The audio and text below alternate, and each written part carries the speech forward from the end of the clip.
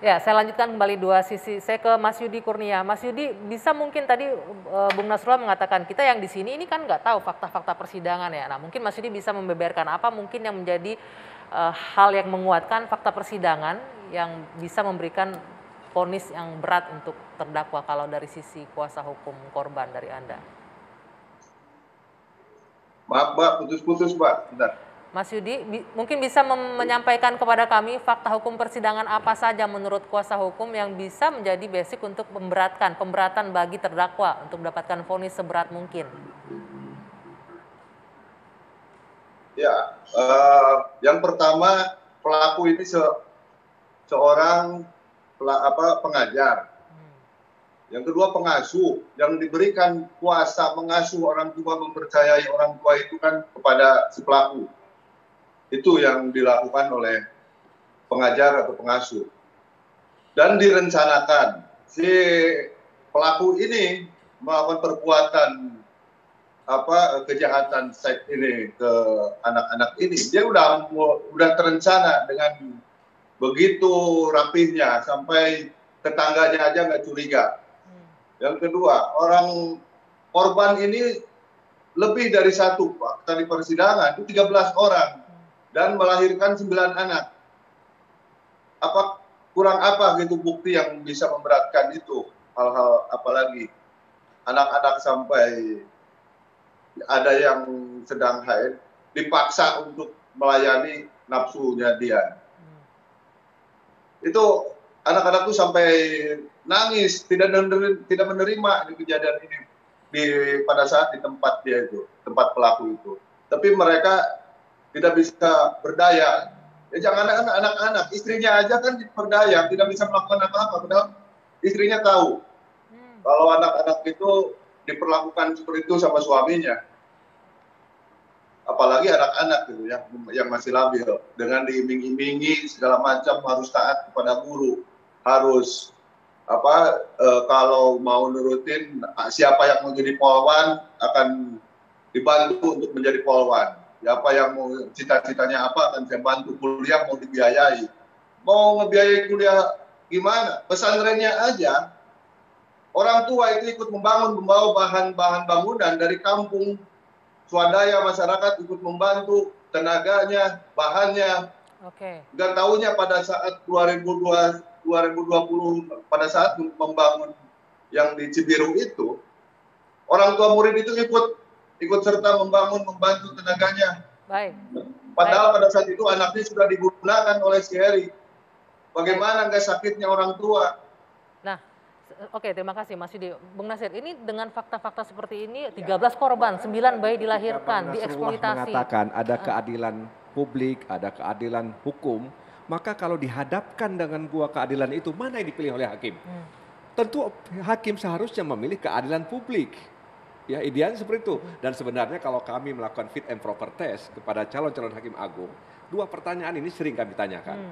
Wahai calon hakim agung, kami katakan, kalau Anda dihadapkan dengan dua keadilan publik dan keadilan hukum, mana yang Anda pilih? Hampir rata-rata mereka menjawab keadilan publik. Karena itu artinya apa? Karena dia berempati dengan apa yang dialami oleh publik kebanyakan. Dan saya katakan tadi bahwa sebenarnya predator seksual terhadap anak itu kan hari ini sudah sangat mengkhawatirkan kita. Bahkan sudah masuk dalam tahap darurat. Dan hampir di seluruh provinsi mengalami hal yang sama. Dan ini dilakukan sebuah lingkungan di mana kemudian lingkungan itu identik dengan pendidikan Islam. Bahkan dalam Islam juga itu disebut dengan perbuatan fasad, ya, perbuatan yang rusak, ya. Dan orang-orang yang melakukan kerusakan di muka bumi ini itu juga bisa dianggap melawan Allah Subhanahu wa taala.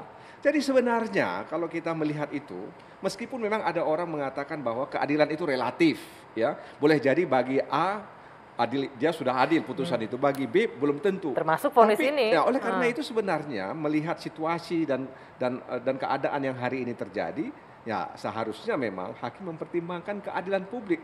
Tentu saja kita menghormati putusan hakim. Ya. Dan kalau kemudian putusan ini kemudian dianggap tidak adil, dia bisa naik ke atas. Ya. Kalau kemudian putusannya masih sama, dia bisa naik lagi ke atas. masih ada upaya hukum yang dilakukan oleh keluarga korban dan penasehat atau pengacara korban. Tapi sekali lagi memang ini hal yang harus dicermati oleh pimpinan Mahkamah Agung dalam konteks bagaimana mengadili ya peristiwa-peristiwa yang kemudian menarik perhatian publik. Walaupun kemudian hakim tidak boleh terbawa oleh opini publik, okay, ya itu nggak boleh juga, ya. Tapi kalau kita lihat bagaimana publik merasakan apa yang dirasakan oleh korban, ya tadi disebutkan oleh pengacara itu juga terencana dilakukan, bukan tiba-tiba, bukan sekonyong-konyong dia melakukan itu, dan dia lakukan berkali-kali dan kemudian direncanakan si A, si B, si C sampai 13 orang. Dan itu bukan mendadak itu, bukan tiba-tiba itu, direncanakan dengan baik. Dan itu kemudian menghancurkan dignitinya, kehormatannya, martabatnya, dan itu menimbulkan luka trauma yang begitu mendalam bagi seorang perempuan. Nah, karena itu pertanyaannya, bagaimana kalau itu kemudian dialami oleh anak kita, keluarga kita? Kan itu yang terbayang dalam pikiran kita. Jadi tentu saja memang ini bukan berarti kita membawa perasaan seperti yang dikatakan oleh Bang Nasrul tadi, bukan. Tapi inilah potret nyata dalam kehidupan kita saat ini. Oke, Bung Nasrul, ini kalau kita melihat, ini sekali lagi kita menghormati putusan hakim, dan hakim punya otoritas sendiri dengan mempertimbangkan segala aspek yuridis, psikologis, dan sosiologis. Tapi kalau kita mendengar, memang tidak semua fakta persidangan dihadirkan, ada beberapa poin yang kalau masyarakat sendiri pun akan geram mendengarkan ini. Dengan korbannya 13 orang, bayi dilahirkan, kemudian dieksploitasi, direncanakan. Jadi apa yang disampaikan oleh Bung Nasir dan Anda tadi, saya sepakat, makanya saya bilang dari awal kalau saya duduk menjadi hakim, saya juga sepakat saya akan jatuhkan pidana mati. Tetapi saya melakukan analisis dari sisi keadilan dalam penjatuhan pidana dan tuntutan. Tuntutan yang dilakukan oleh penuntut umum adalah tuntutan yang telah memenuhi rasa keadilan publik. Termasuk keadilan saya, Anda sudah dipenuhi oleh penuntut umum.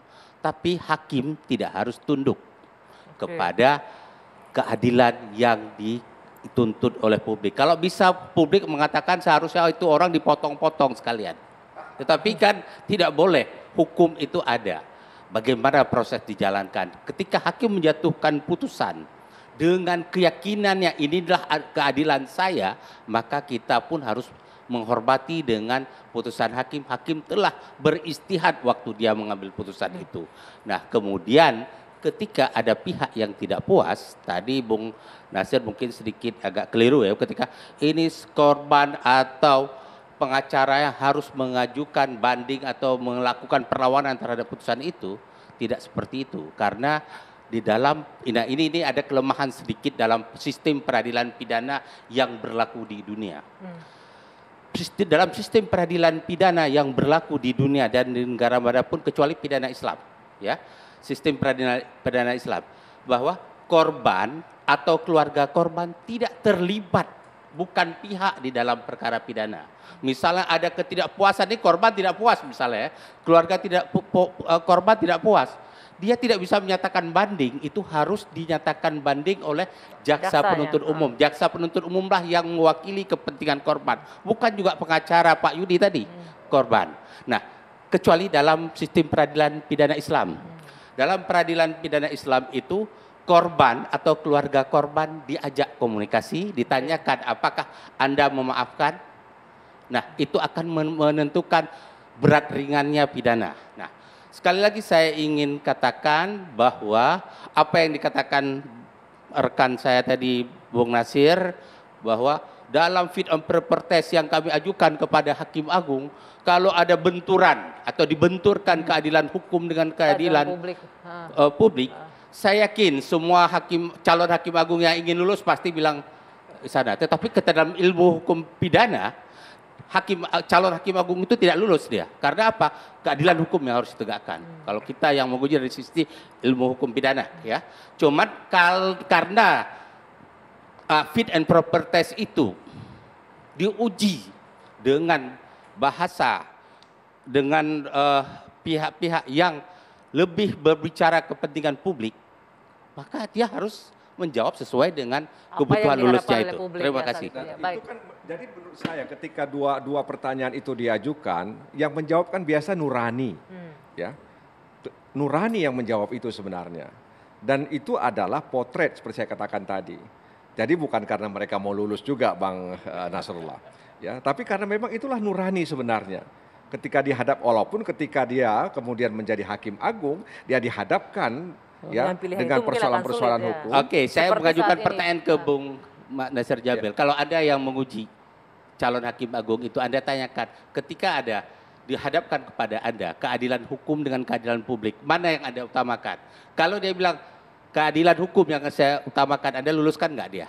Itu bukan soal lulus atau tidak lulus. Jadi pertanyaan itu bukan soal meluluskan atau tidak meluluskan. Pertanyaan itu hanya ingin Melihat bagaimana, meneruskan ya. keresahan yang ada di tengah masyarakat. Bahwa kemudian dalam prakteknya kemudian ada putusan-putusan yang kurang memperhatikan aspek keadilan publik, nah itu urusan hakim lah ya. Dan dia mandiri, dia merdeka dalam memutuskan perkara yang dia tangani. Tapi itu kan pertanyaan dari representasi dari apa yang diresahkan oleh masyarakat. Ya. Jadi bukan soal lulus atau tidak lulus kalau kemudian dia menjawab A atau dia menjawab B. Tapi saya sependapat dengan Bang Nasrul bahwa tadi memang Bang Nasrullah bahwa memang itu jaksa, dan saya juga baca di media memang jaksa lah yang kemudian mengajukan kalau mau banding, ya. banding bukan Oke. korban, bukan keluarga korban ataupun pengacara korban. Ya. Kita tunggu saja apakah jaksa merasa sudah cukup adil dengan apa yang diputuskan oleh para hakim Ya, tersebut. ini masih pikir-pikir ya akan untuk menunjukkan banding atau tidak. Nah ini menarik nih, tadi Bung Nasrullah sempat menyebutkan bahwa setuju kalau diberikan vonis hukuman mati begitu ya. Dan tapi bukan ada alasan pelanggaran HAM di sana. Nah, dari sisi perspektif HAM ini selalu jadi bahan diskusi, perdebatan terus-menerus nih Bung Pigai. Tapi nanti kita lanjutkan Bung Pigai. Usai jeda, sesaat lagi kami akan kembali untuk Anda.